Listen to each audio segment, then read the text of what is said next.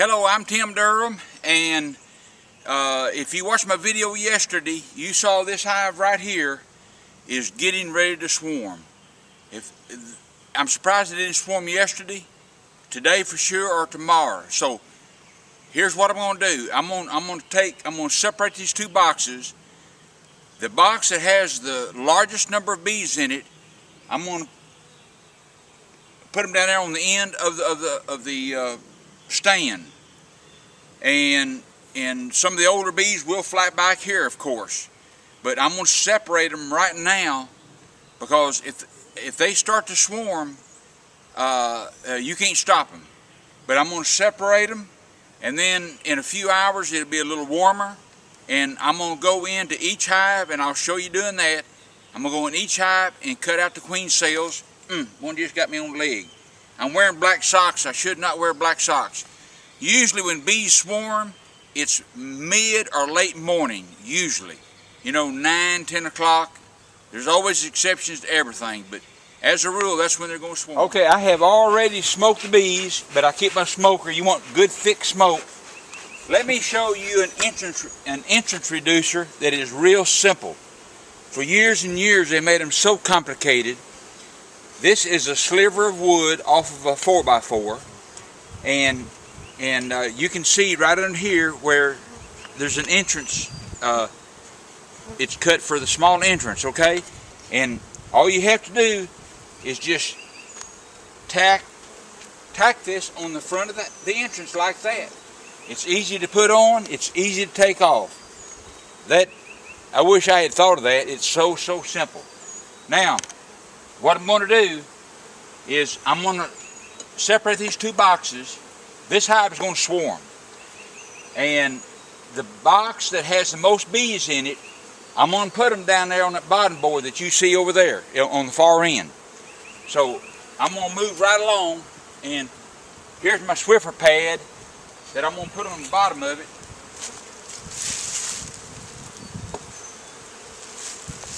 All right.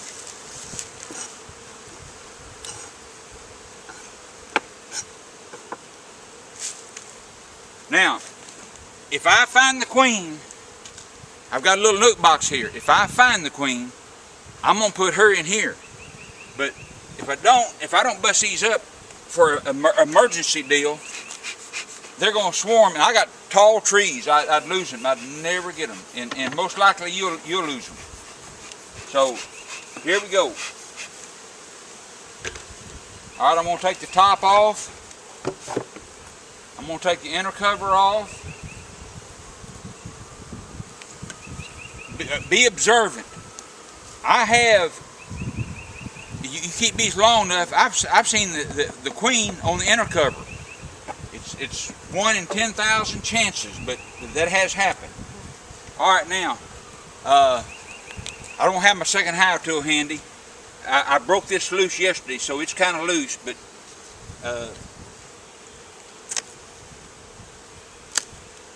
okay, this is my top brood chamber. Now I'm going to set it off on the end like this, and now it looks like this brood chamber has the most bees in it. So I'm going to take it, and now this is the screen bottom board. Remember that yesterday on the video we put down there. They get glued down real easy.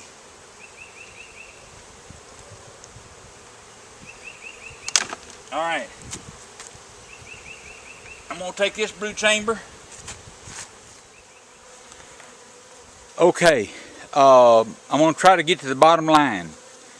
2 days ago, I was filming splitting this hive, and my battery apparently went out.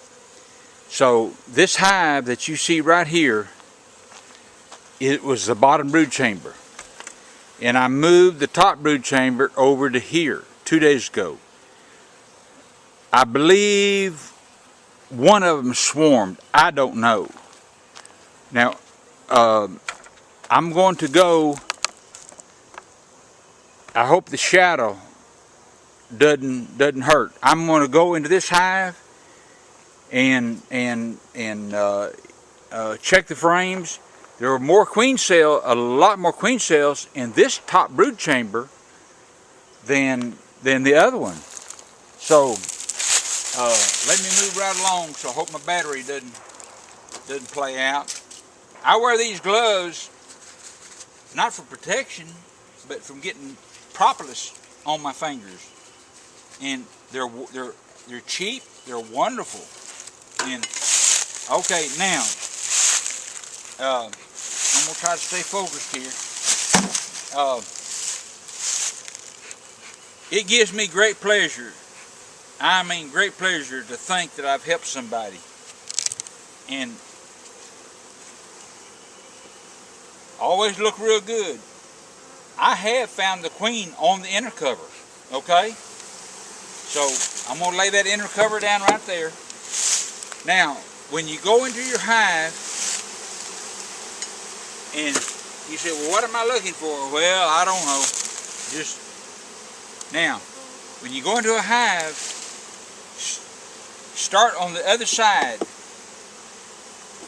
the far side of the brood chamber. Apparently it's still running. Don't start next to you. Start on the far side, and I'll show you why. Okay, I'm gonna take the far frame out. The frame on the furthest from me, I'm gonna take it out. It's highly unlikely you will find the queen on that frame. Now there's honey in this frame, not a lot, but there is honey in it. Now, the reason you want to start on the far side is because when I took that frame out, if the queen was on the far side, some queens will run around quickly on my side to get away from the daylight. So if she did that, when I pull the frame up, chances are I will see her. Now that one has got a good bit of honey on it. I'm going to put it back in there. No eggs and brood, so I know she's not on that side. Alright, I'm going to pull this frame up. It has a good bit of honey. This hive here is not hurting for food. This brood chamber here is not hurting for food. I'm going to pull the next one up. Okay, now I'm seeing brood, capped brood, and my eyes aren't the best. When you're looking for a queen, don't look at each specific bee. Just look in general. If your eyes see that queen, okay, here's a partial queen cell. Here's there's 4 queen cells on here that are not completed, and I'm looking to see if I see any eggs. All right, I'm gonna put that back in there.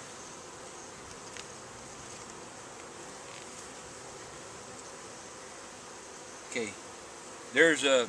I'm just generally overlooking the entire bunch. If there's a queen on there, my eyes will kind of go to her. There's that's a poor queen cell. That's a poor one. I'm trying to see if I see any eggs. Okay, we're gonna move right along. All right. There's 2 queen cells on this frame. I'm not spotting any eggs. But there is capped brood. So, drones, the male bees, drones, they're larger. A lot of people confuse them with the queen. But the drone is larger his tail is broad. Ooh, there's a pretty queen cell right there. A pretty one. So, there's 2 queen cells. You know, I split this hive because I felt sure they were going to swarm. And one of them did. Now from here on, there's plenty of honey in here. I did not find the queen. So this bunch probably was the one that swarmed. So I'm gonna put it back in there, and I wish I could give you a definitive answer, but I can't. If you run across somebody and they talk like they know everything about bees, they might have a PhD. But if they talk like they know everything about bees, then you better turn off your ears and say thank you and goodbye. Because there's a lot about bees that man does not know. It's not like rocket science. So y'all have a good day, and for what it's worth, I'm gonna publish this and maybe it helps somebody. Let me emphasize this: when you put your hive body together, glue the joints, and this is very important, painter's caulk. It's cheap. Rub in this on every corner, in that little connection right there. Every corner, rub it in good. The inwood and the cracks, painter's caulk. And if you have any, if you bought second grade, if you see any knots in your wood, caulk it. Very important. All right, I've showed this before, but when you put your frames together, glue them and be sure and put a nail in. Here's the frame horizontally through the end bar into the top bar. Very important. And also, where'd my little square go? Be sure your frame is square. Very important. Now, I'm going to show you how you can wire your frame horizontally at home, very simple, without buying any equipment. All right. Okay. Be sure you glue your frames. Be sure you put a nail through this end bar into the top bar. Very important. Be sure it is square. Very important. Now, when you wire your frames horizontally, I'm going to show you how you can do this real simply without buying any equipment. Okay, if any of you know somebody that's got a flip camera, Ultra HD, I'd love to buy one. It's simple, and that's what I need to make a video. Now, I have already, as I was showing you a while ago, if you need to wire your frames horizontally, you can do it. It's real simple. You don't have to buy any equipment. I put a nail in here. I put a large nail over here, and I bowed that nail before I put it in. Now, when I push this frame against that nail, and I push it down against this bowed nail, then it will these end bars, it will push them in just a tiny bit. Okay, so let me show you what else. I looked to see if the camera was running.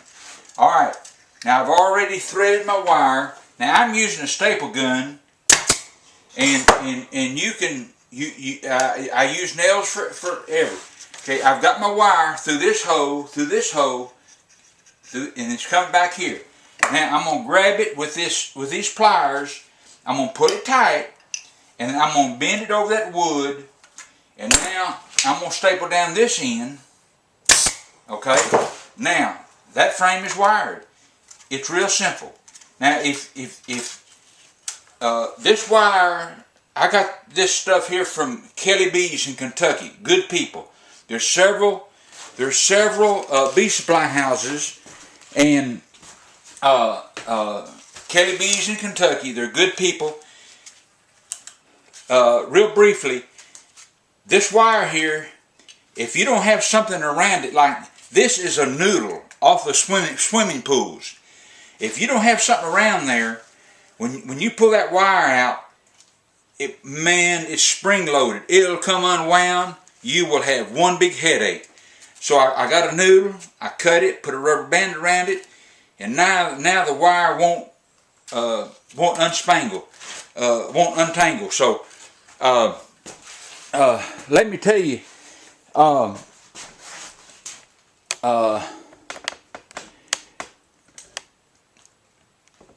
don't know. All right, I don't know if I'm in the camera or not, to tell you the truth. You know how some people wake up in the morning and I mean, they're jolly and happy and you know, they feel like $1 million. Well, I'm 74. Sometimes I wake up and feel like insufficient funds, but you know, you got to get over it and you get better. So, all right, that wasn't my funny for today. I got a funny later. You might not think it's funny. All right, okay, I have wired the frames horizontally, and these wires don't have to be tight, just so they're snug. Okay, now this is brood foundation with the vertical wires. You see the vertical wires? Okay. Now, I'm going to insert this foundation into this. There's a slot in the bottom board. Now I have this frame upside down. Okay, I'm going to slide this frame in the frame. This is not rocket science. I'm telling you, it's not. Now, okay, and just work it gently down to the bottom. It's snugged on something. Oh, I'm sorry. I've got it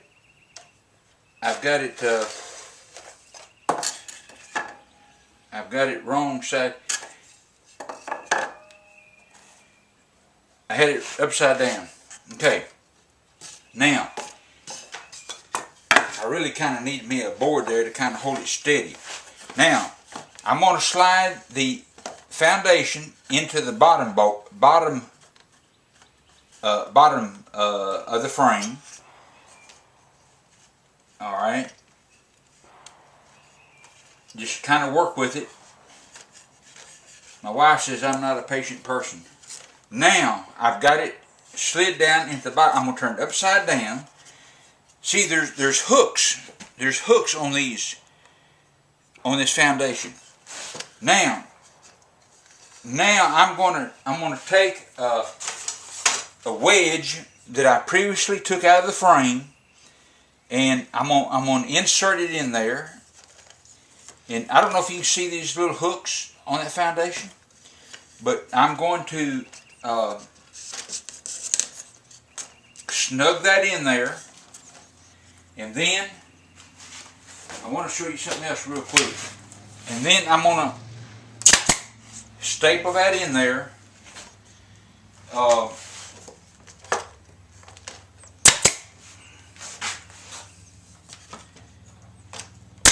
Okay, now the foundation is in there and it's ready for me to embed this horizontal wire.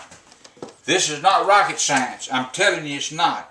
I did good to get out of high school, let alone go to college. My 3 kids and my grandkids are all going to college, and I'm so thankful.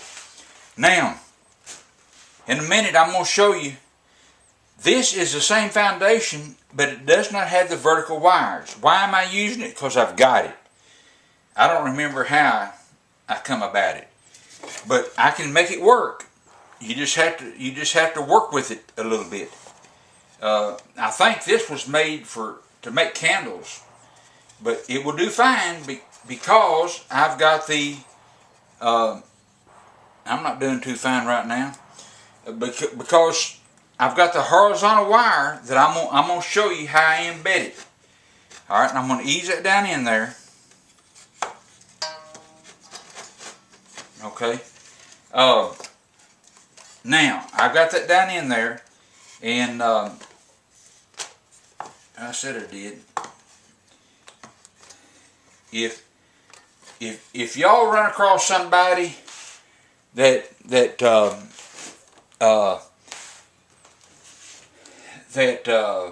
gives you the impression that they know everything about bees, they might have a PhD. But if they give you the impression they're letting you know that they know everything, they're smart, then just turn your ears off and walk off and tell them have a good day. Okay, I realized that this brood foundation, that's what I'm calling it, it was actually made for candles. It's the same as brood foundation, but it does not have the vertical wires. But I can use it fine. But I realized that it's not from top to bottom, it's not long enough. You see the gap there? So I had to improvise and put a third wire in right here, because it's very important that your foundation is straight. I cannot emphasize that enough. And so let me I've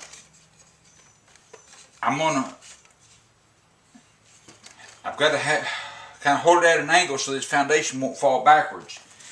Now, this cleat that was previously taken out of the top bar, I'm going to put it back in there, and I'm going to snug it against that foundation. And I'm using a staple. You can use it. Now, I am pushing toward that foundation very firmly to hold it, because it does not have those wire hooks in there to hold it. So you see how it wants to fall out of the bottom here? And alright, now in a minute I'm going to show you how I embed that wire into that foundation. Alright, the only purpose in this foundation, the only purpose is to there's some trash on there.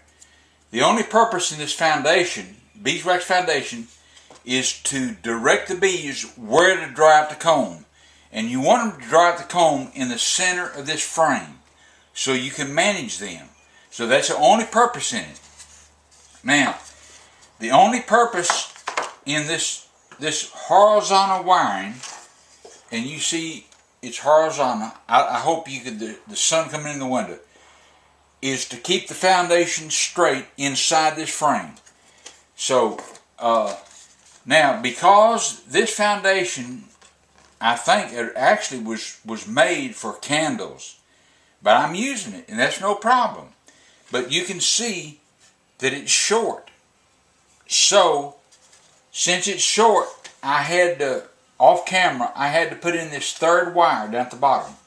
Now, when you get frames from the bee supply house, you will see there are four, you can't see it on the camera. There are 4 hoses. 1, 2, 3, 4. Why do they have 4 if you don't need 4? Well, they've got 4 because that's how they did it 50 years ago, and they still drill 4 holes. But you do not need 4 holes. If your foundation is correct, you only need 2 in the center. That is sufficient. Now, I try not to. Now, all you need, you don't need these contraptions, these large contraptions that they make.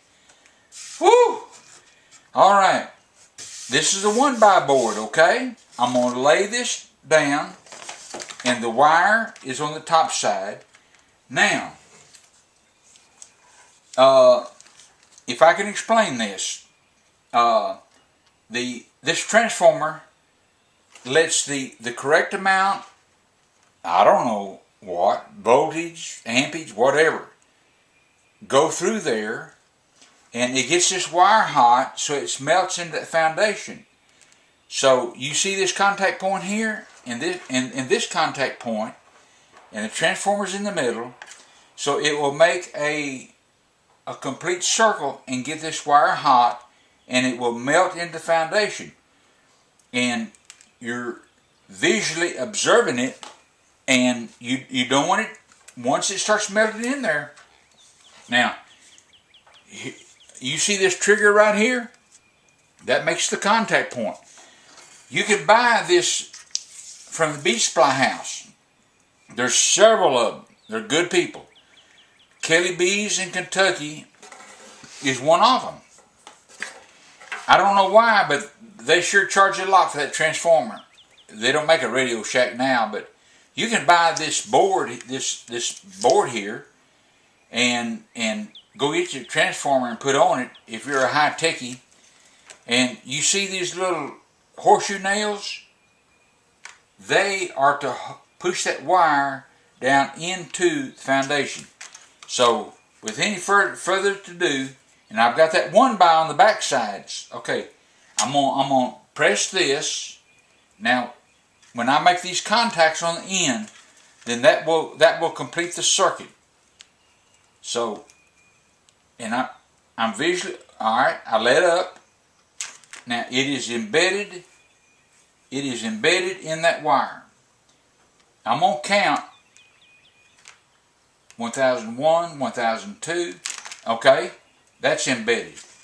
Now I'm going to go down to the bottom one, all right, 1001, 1002, now it's embedded. Okay, now all three of them are embedded, and now all three of those horizontal wires will hold that foundation nice and straight inside the frame. So I know you have questions. If I've illustrated that, so if I'm gonna put this camera on me here. I don't know if you can see me or not, but someday I would love to tell y'all. I know people come here to see about bees, okay? But someday I would love to tell you, if people wouldn't mind, how the good Lord led me to my wife, or she led my wife to me. No, the good Lord led me to my wife. My girlfriend brought her friend over to the house, and it was I mean, I just don't have the words to tell you. Well, anyhow, that's the story. Someday, if y'all don't mind, I will tell you that story. It's marvelous, and I thank the good Lord for it. I thank the good Lord. I have a wonderful wife. We've been married. We've known each other 52 years. We've been married 50 plus years. So I would love to tell you that story if y'all don't mind. So, okay, I'm going to cut off, and we talk to you later. Okay. Listen, I got a funny that my oldest son, my wife said, I can't tell it. This is family. It's not bad. It's really not bad. It is sure funny. But I can't tell it because, you know, wife said there might be some beekeepers, their 10-year-old daughter or son might be watching, so I understand. But anyway, I'm 74, and I'm active. You know what I mean. And believe it or not, and anyhow, I was in my recliner the other night. I love my recliner, and so let me stay focused here. And my wife was sitting on the couch, and bless her heart, I love her. Oh, she's wonderful. And she said, "Honey," said, "what don't you?" She said, "Honey, why don't you come over here and sit beside me?" And I thought, wow. So I went over and sat beside my sweet wife, and then she said, "Honey, won't you put your arm around me like you did back in the 1970s, you know?" And I thought, wow, where's this heading? So I put my arm around her, you know. She said, "Honey," said, don't you nibble on my ear like you did years ago, decades ago, you know what I mean? And I thought, my goodness, how lucky can I get? And so I got up and started to leave, you know, and she said, honey, what are you leaving for? I said, well, I said, I'm going to get my false teeth. Oh, you gotta love it. All right, if y'all have any bee questions, I'd love to be a therapist, but I'd love to be, but I missed stepping in. If y'all have any bee questions, let me know.